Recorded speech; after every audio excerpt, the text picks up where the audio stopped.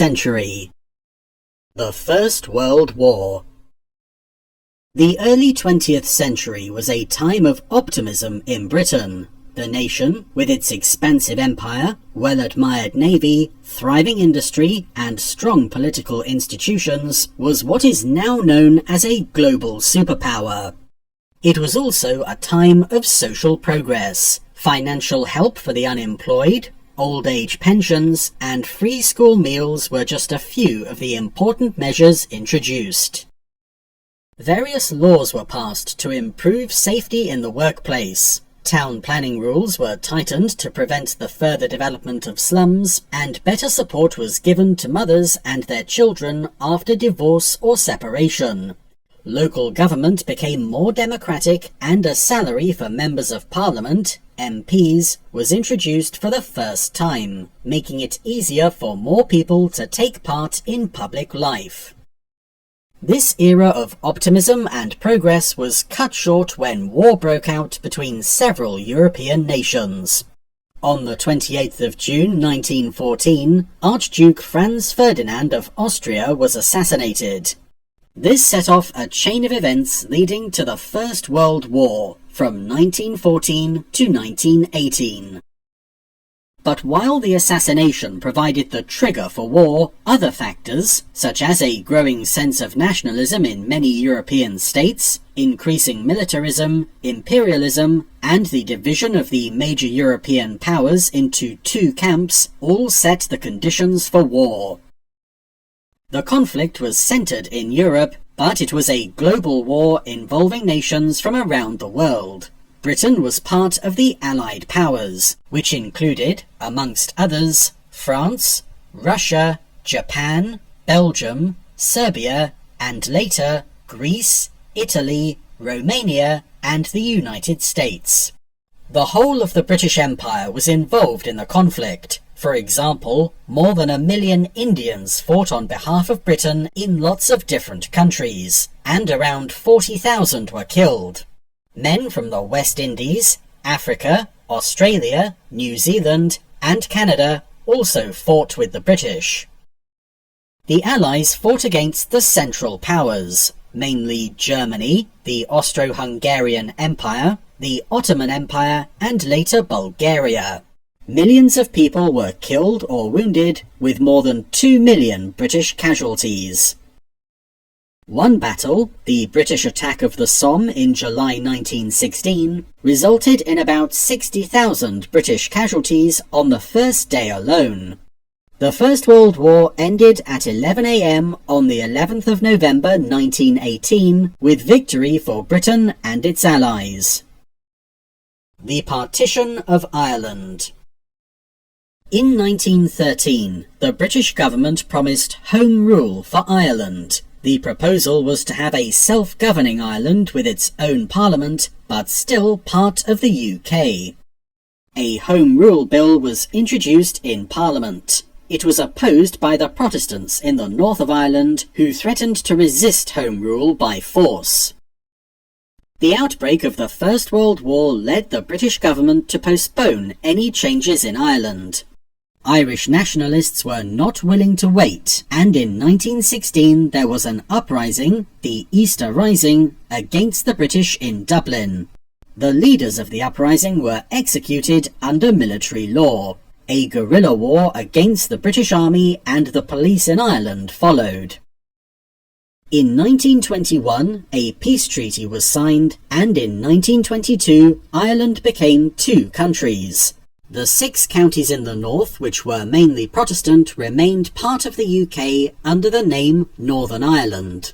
The rest of Ireland became the Irish Free State. It had its own government and became a republic in 1949. There were people in both parts of Ireland who disagree with the split between the north and the south. They still wanted Ireland to be one independent country. Years of disagreement led to a terror campaign in Northern Ireland and elsewhere. The conflict between those wishing for full Irish independence and those wishing to remain loyal to the British government is often referred to as the Troubles. The interwar period. In the 1920s, many people's living conditions got better. There were improvements in public housing and new homes were built in many towns and cities. However, in 1929, the world entered the Great Depression, and some parts of the UK suffered mass unemployment. The effects of the Depression of the 1930s were felt differently in different parts of the UK. The traditional heavy industries such as shipbuilding were badly affected, but new industries, including the automobile and aviation industries, developed.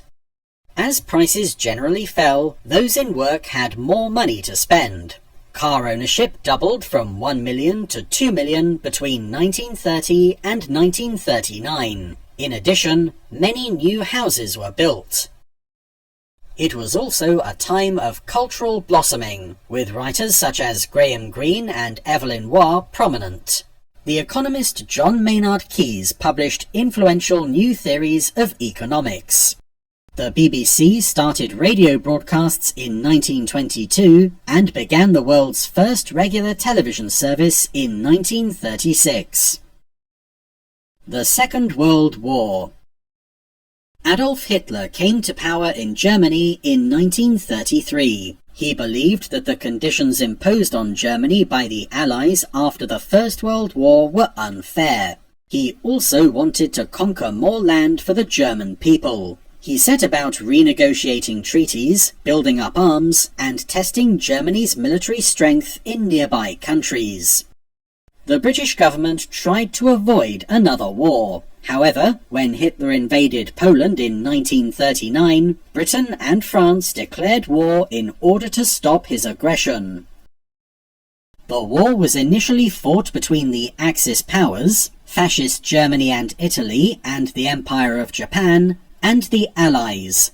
The main countries on the Allied side were the UK, France, Poland, Austria, New Zealand, Canada, and the Union of South Africa.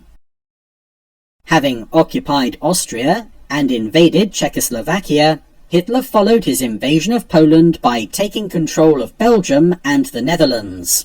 Then, in 1940, German forces defeated Allied troops and advanced through France. At this time of national crisis, Winston Churchill became Prime Minister and Britain's war leader. Winston Churchill, 1874 to 1965. Churchill was the son of a politician and, before becoming a Conservative MP in 1900, was a soldier and journalist. In May 1940, he became Prime Minister. He refused to surrender to the Nazis and was an inspirational leader to the British people in a time of hardship. He lost the general election in 1945, but returned as Prime Minister in 1951.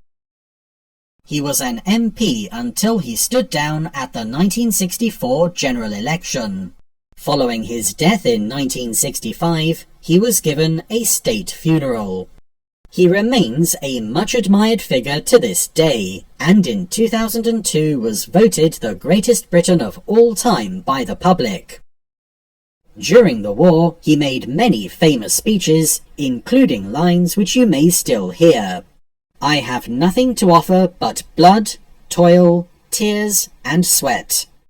Churchill's first speech to the House of Commons after he became Prime Minister, 1940. "We shall fight on the beaches. We shall fight on the landing grounds. We shall fight in the fields and in the streets. We shall fight in the hills. We shall never surrender."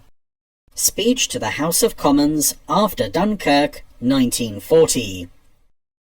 Never in the field of human conflict was so much owed by so many to so few. Speech to the House of Commons during the Battle of Britain, 1940. As France fell, the British decided to evacuate British and French soldiers from France in a huge naval operation. Many civilian volunteers in small pleasure and fishing boats from Britain helped the Navy to rescue more than 300,000 men from the beaches around Dunkirk. Although many lives and a lot of equipment were lost, the evacuation was a success and meant that Britain was better able to continue the fight against the Germans. The evacuation gave rise to the phrase, the Dunkirk spirit.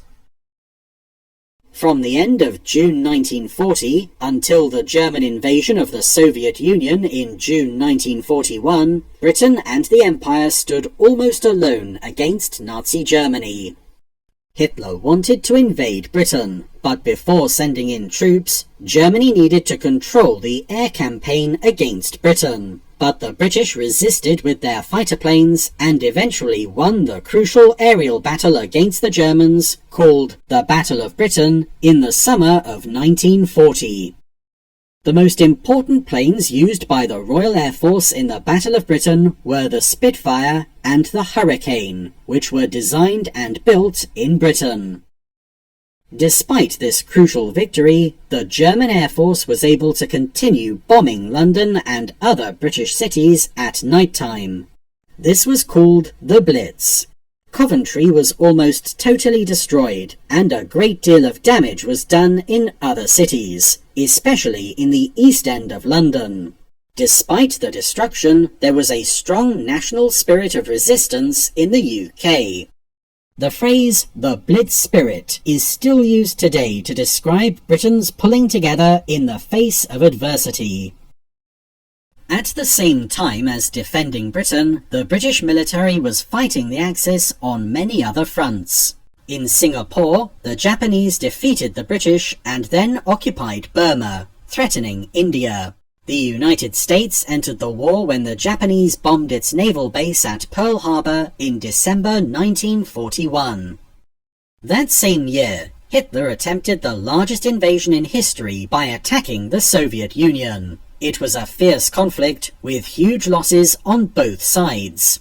German forces were ultimately repelled by the Soviets, and the damage they sustained proved to be a pivotal point in the war.